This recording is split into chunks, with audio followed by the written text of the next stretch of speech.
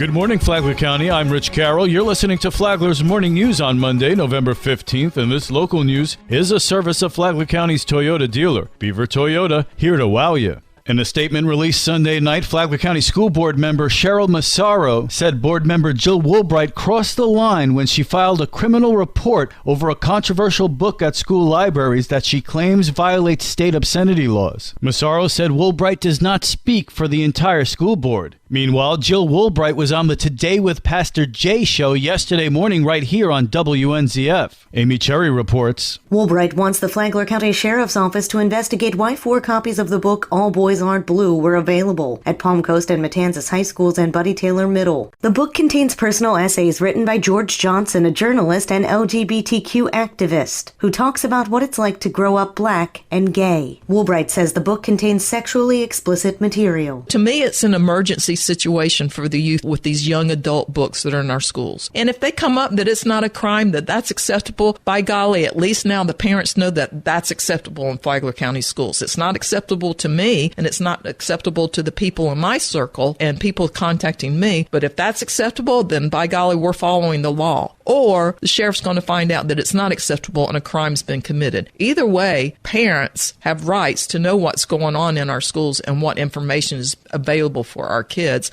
and then they can make decisions as a parent as to how best to rear their children. Hear the full interview with Woolbright on the Today with Pastor Jay podcast, available on the Flagler radio app. From the WNZF newsroom, I'm Amy Cherry. A new green engineering and manufacturing company is coming to Palm Coast. Karen Johnson has details. A group of engineers wanting to promote energy management and awareness and reduce the carbon footprint in the residential, commercial, and industrial sectors is coming to Palm Coast. Shanti Kick is the president GM of Wattcore, known as the experts in split core, solid core, and Rogowski flexible current transformers. What Core does, unlike the rest of the world, is that we a product that is obviously focused on commercial industrial segments. 1 and 2 is design something that meets full OSHA and UL full compliance in terms of a safety standard standpoint. Keck says whether the applications are standard or unique, they offer system integration, panel wiring and drilling, and component layout to complement their CD product offerings. For Flagler's Morning News, I'm Karen Johnson. More than 90 people have applied to be Palm Coast's next city manager. Mayor David Alfin, speaking on WNZF's Free for All Friday, talks about the next steps to be taken at an upcoming workshop. The city council is tasked with coming together with their short list, I think a list of 5 of the applicants, where we will discuss those on the dais. Neither interim city manager Denise Bevan nor fire chief Jerry Forte applied for the gig. Additionally, no one who applied is a current city employee. A limited number of those applications or those people are qualified with credentials and experience in municipal governance. I am a bit disappointed in the quality of the applications. I may very well recommend that we suspend the search in favor of hiring a third-party search firm that has expertise in municipal city personnel. Former Flagler County Sheriff Jim Manfrey did apply, along with former Flagler Schools Assistant Superintendent Phyllis Edwards.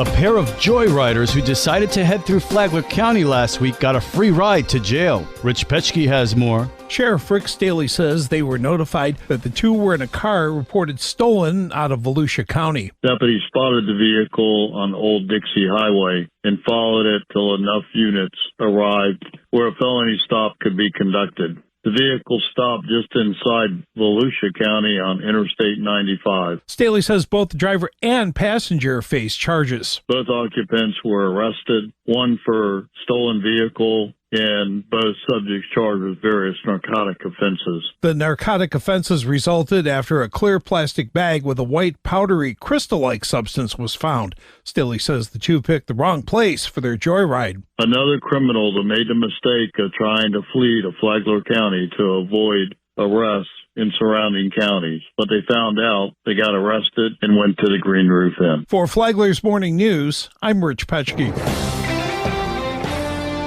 What could 4 high school students from 2 different high schools have in common? They were on a recent episode of Common Ground here on WNZF.